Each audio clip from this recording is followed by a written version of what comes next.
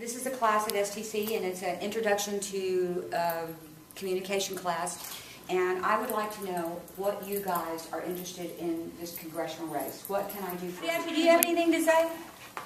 Yes, I actually do.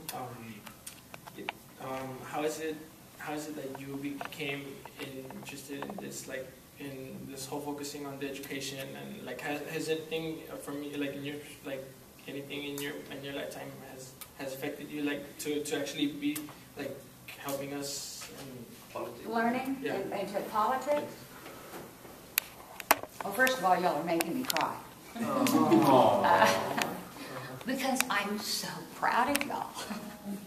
I am so proud of your thought processes. I'm so proud that you guys think. I'm so proud that you care. I'm so proud that you care. So I'm going to need a moment. And I'm humbled by it. And for me to represent people like y'all that care, makes me want to put on a cape. You know, it makes me want to put on a cape and go up there and say, you know, these people have brilliant ideas. The card thing, the resume for people not to do this. I've run into people across the county, the district, that both people work and they can't make ends meet. And I mean, there's something wrong with that. But then, you know, Paco, you're coming here and you're going to be, whatever you're going to do, you're going to be kick-ass at it. You know? And so when you do that, and I see you guys succeeding, one of the things that really upsets me is that people think from up north and all over the country that we're a bunch of bozos down here. Right? I mean, they think that we... That's one of the greatest, like, science... Both UTB, Brownsville, and Kingsville have two of the top, like, scientific divisions in the country. But I think...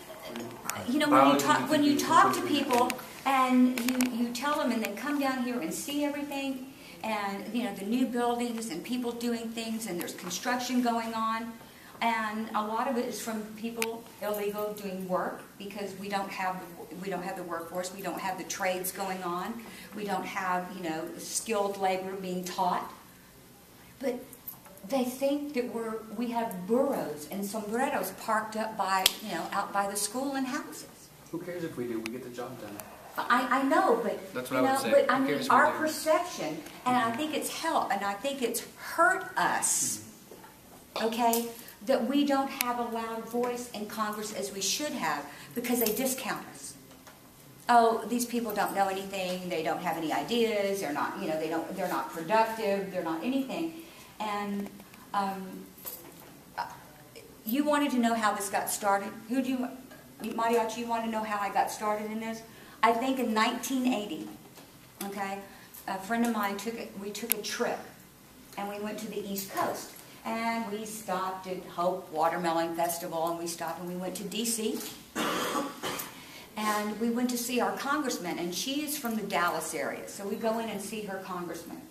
And it's a really nice office, not elaborate, but I mean, you go in, it was wood grain, people were polite, they were dressed professionally, you know, like I was trying to make you guys dress, right? You know, they're all laughing. And so, and then we go in to our congressman's office. And Kika de la Garza did a lot of great things for her, but his office had the, you know, Dia de los Muertos figures all over. He had the big giant paper mache flowers. I mean, he had serapes laying all over the place and the sombreros, and I thought, and my friend looked at me and went, what is up with your congressman? I was embarrassed. I mean, seriously, I was embarrassed. Not because of the culture. I'm not embarrassed of the culture. Believe me, I'm not. That's not it.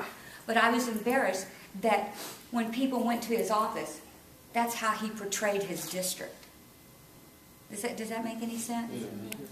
And so how do you take somebody seriously if they don't take themselves seriously and try to promote better ideals? I mean, I'm always on you. Do this, do that.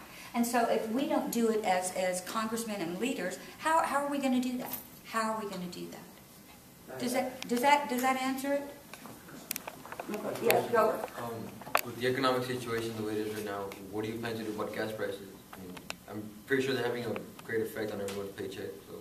Oh, it's having a terrible. $80 per tank. If you guys, if we don't get the gas prices under control, and it's just not about the gas price, you know that, it's not about the gas prices. Oil. It's about oil, it's about drilling, it's about alternative fuels. However, we need to ease into the alternative fuels. People will have you say that, oh yeah, we need to get rid of all the oil and all the coal. Folks, it's not going to happen. It's not going to happen. We are dependent 80% on oil and gas. So if you do this, I mean, do I think we need more energy sources, and our research and development is good, but we need to develop our own with oil, and there's oil in North Dakota, South Dakota, West Virginia. West Virginia, friends of mine are going there to help. We have in Karnes City and the Eagle Ford Shale. And I mean, they're doing thousands and thousands of jobs up there. I mean, you get run over by all the oil and gas trucks.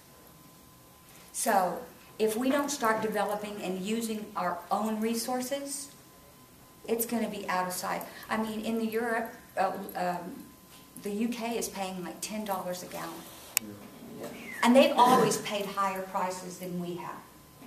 Okay? But instead of having Venezuela drill in the Gulf, which, you know, the guy's pretty crazy from all accounts, the guy from Venezuela, why are we letting some country in Venezuela and China drill in the Gulf when we don't get the opportunity to drill? Does that make any sense? So how do we do this? Do the congressional people get up there and say, hey, we need to lighten up on the regulations with the EPA? And so we don't let some, little lizard that's this big cause, no drilling, no roads, no anything, because, it's endangered. It's a lizard. Does that make sense? So, I mean, we have to be reasonable, we have to be responsible, and is it good for everyone? And so obviously it's not good for us. How do you feel that being a teacher is going to help you when you go up to Congress? And, are you going to be able to do anything different than any other congressman before you, or congresswoman that's before you? What do y'all think? Do y'all think that I could be intimidated easily? Well, I think you intimidate other people. I think you're going to be going to people that have had a lot longer time to intimidate on that level. But I think you're capable of doing some intimidation yourself. You think so? I think I'm so. hoping to. In a very nice way. Yeah. Kill them with kindness. Kill them with kindness. And so, but I am going to need y'all's prayers for that, because it's going to be tough. I know it's going to be tough. And, just to go up there and it's a snake pit. I think you're the first lady I ever met, like, without offense, like, you're the first lady, like, white, like, treat me, like, really good, like, Yes. because maybe they are, like, well, maybe they are from here, but they have, like, kind of, like, Mexican tradition and United States, but I never met a people like you, like, treat me, like, really good, like, as a teacher or as a woman, because I went to Las Vegas, and this girl, like, white people treat me like all bad because I look like a Mexican, and I didn't like it. Like, my mom, like, maybe make money, and not just because her have a lot of money, like, making, like, how can I explain, like, because she had money, she had to treat me like A certain way? yeah, like as bad, like,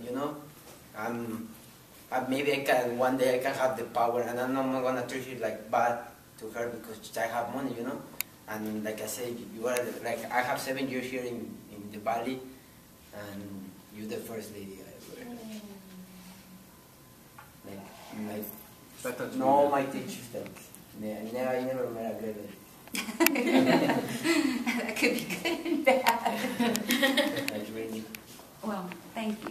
Anyway, if anybody, yes, what happened? One thing I would like to say is, if anytime, since the semester is going to be over, hopefully you'll have us all in your hearts, but yeah, I know you always will. And one thing I would say is, if wherever you go, wherever you listen to mariachi music, just think of you. I will.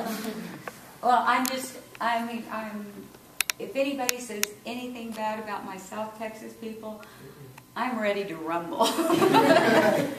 You know, I am ready to rumble because you guys are just awesome.